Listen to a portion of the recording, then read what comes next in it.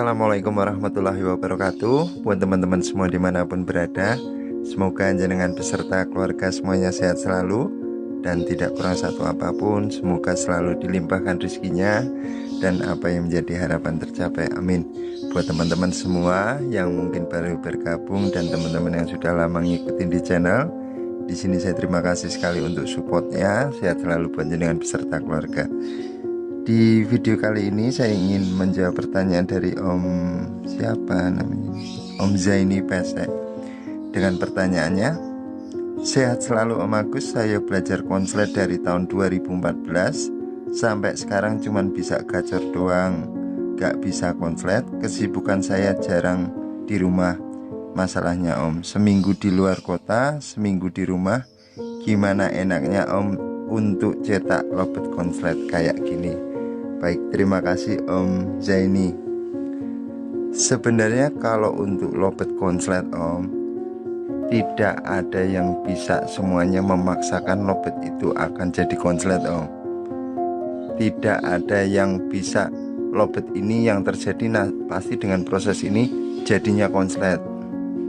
Pemahamannya gini Om, sepinter-pinternya orang, semaster-masternya orang, bahkan yang sering cetak konslet pun, mereka pasti akan cari materi, cari bahan yang mendekatin ataupun bisa dipoles ke arah ke situ. Yang menjadi poin di sini yang pastinya pertama, nada kering sudah ngedouble.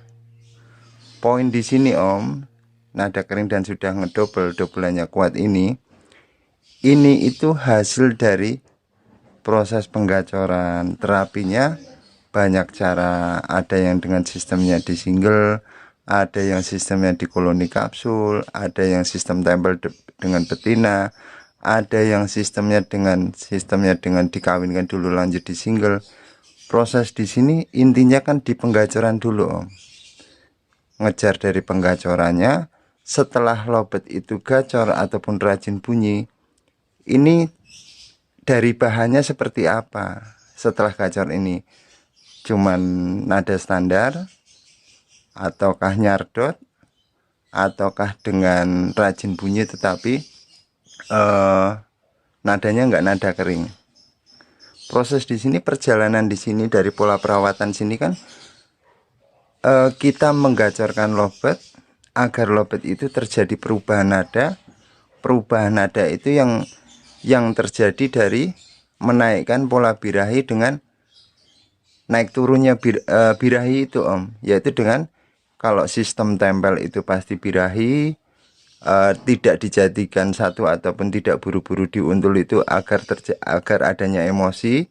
Ini yang memainkan birahi sama emosi seperti ini, ataupun dengan koloni kapsul tempel pisah. Proses di sini kan tujuannya untuk penggacoran gitu Om. Kalau teknik kan sudah pernah saya share ya Om, dengan pola perawatan itu sudah banyak saya share. Cuman dari pertanyaan jenengan ini saya ingin memberikan pemahaman Om. Sama halnya saya pribadi Om, banyak teman-teman yang bilang, Om Agus saya titip burung saya tolong konsletkan. Saya nggak berani jamin, karena ketika mereka menitipkan ke tempat saya proses dengan penggacoran. Setelah penggacoran ini hasilnya seperti apa, bahannya belum kena nada kering, belum ngedouble, itu lama Om, prosesnya masih jauh, masih lama. Intinya poinnya tetap prosesnya di penggacoran. Setelah penggacoran, lobet itu bisa nggak ke nada kering, bisa nggak ngedouble. Kalau nada kering ataupun ngedouble itu biasanya dari bahannya Om, dari materinya sudah kelihatan. Ketika dari bahan pun sudah kelihatan. Biasanya dengan nadanya itu beda kok Om. Meskipun tidak dipungkiri dari nada standar, nanti seiring waktu dengan proses penggacoran, memainkan pola birahinya dengan pakan ataupun terapi tempel pisah, itu terjadi nada kering itu ada. Tetapi ada bahan-bahan dasar yang meskipun dari ombyokan itu sudah kedengaran dari materinya, dari bahan waktu dia bunyinya gitu Om. Jadi saya ingin bikin dari teman-teman statement ataupun pola pandang ataupun dari gambaran ini, teman-teman semua yang belum pernah punya konslet itu saya bilang wajar. pasti dari vitaminnya apa, pakannya apa. Terus yang sudah lama proses hanya terjadi bocor-bocoran, itu wajar Om. Saya yakin dari teman-teman yang sering cetak, yang punya lobet konslet pun, mereka setahu saya Om, ini realnya, ini faktanya, mereka juga cari materi bahan yang sudah nada kering, sudah ngedobel. Karena sebenarnya proses yang paling susah itu bukan mengkonsletkan. Fase yang paling susah itu dari menggacorkan sampai terjadi nada kering bahkan ngedobel. Itu yang paling susah Om. Konslet itu sebenarnya kalau saya pribadi ya stressing lobet, tapi dari tingkat gacornya dan sudah terjadi perubahan nada. Tidak buru-buru dikawinkan ataupun proses setelah dikawinkan, tetapi kalau dikawinkan ini biasanya dari lobet itu sudah ngedobel, itu aman Om.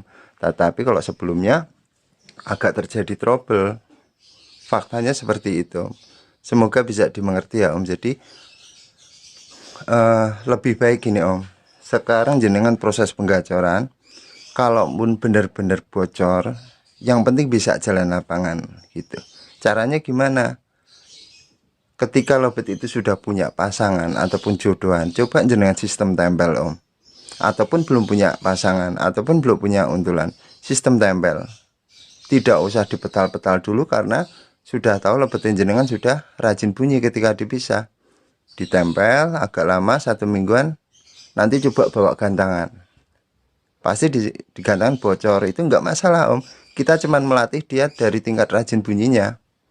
Nanti besok kita bawa ke lapangan lagi, kasih interval kasih jarak space harinya 1 minggu sekali, kita bawa ke jalan gantangan, ataupun kita wis bunyi nggak bunyi yang penting saya gantangin, itu juga bisa. Proses setelah itu, setelah rajin bunyi, pinter-pinter kita nggodain memainkan birahi si jantan itu Om, ditempel dengan betina di ruangan sendiri, kita mainkan birahinya di situ. Yang penting si betina itu bisa narik birahi si jantan tanpa kita memberikan pakan macam-macam gitu Om. Ketika memainkan birahinya, ditempel ini birahi, nggak dijadikan satu, ini juga adanya emosi, apalagi dipetal gitu Om. Tapi kalau dengan teknik yang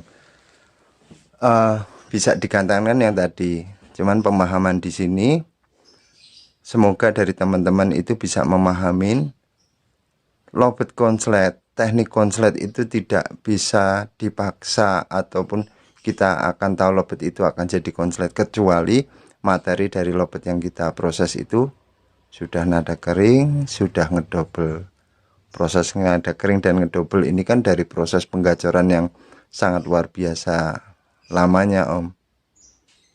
Memang tidak dipungkirin, kita pernah dengar lobet diternak betinanya mati jadi konslet, itu beda cerita Om, kan nggak bisa di situ. Cuman kan pemahaman di sini kan tetap proses penggacoran. Setelah kita gacorkan, lobet itu nadanya seperti apa, materi dari lobet yang kita proses ini akan kelihatan. Kalau sudah nada kering, tinggal kita tingkatkan rajin bunyinya, dia lama-lama akan ngedobel, terutama dengan proses penjemuran. Dan untuk step-stepnya di sini kan sudah pernah saya share semua Om. Jadi biar tidak terjadi pengulangan di video, cuman pembahasan di sini semoga dari teman-teman bisa memahamin. Untuk proses pakan atau vitamin itu sebenarnya itu kan penunjang birahi Om, bukan penentu. Penentu lobet ini akan jadi konslet itu tidak Om. Penunjang birahi, tetapi di birahi ini tetap kita mainkan. Jangan cuma sekedar birahi, cuman ngeloloh-ngeloloh, harus ditempel dengan lobet lainnya agar adanya emosi gitu Om. Jadi pemahaman birahi emosi ini untuk meningkatkan rajin bunyinya lobet, karena kita bermain lobet itu kita memainkan birahi. Birahi ini tetap diimbangi dari adanya emosi, tempel pisah. Kalau masih fasenya seperti gacor-gacoran, terusin aja Om gitu Om. Jadi itu saja sih yang bisa saya sampaikan. Jadi semoga bisa dipahamin dan teman-teman bisa tidak terdoktrin di macam-macam proses penggacoran. Tetapi setelah gacor ataupun rajin bunyinya lobet ini memang beda-beda Om hasilnya. nadanya tetap beda-beda. Yang penting bisa jalan gantangan. Kalaupun jenengan sudah punya materi nada kering, sudah ngedouble, itu cepet Om. Teknik finishing jenengan bisa pantau, bisa pelajarin di situ, insya Allah berhasil. Nanti jenengan akan tahu, oh seperti ini toh konslet terjadinya seperti ini, yaitu stepnya tetap suksesnya di proses penggacoran.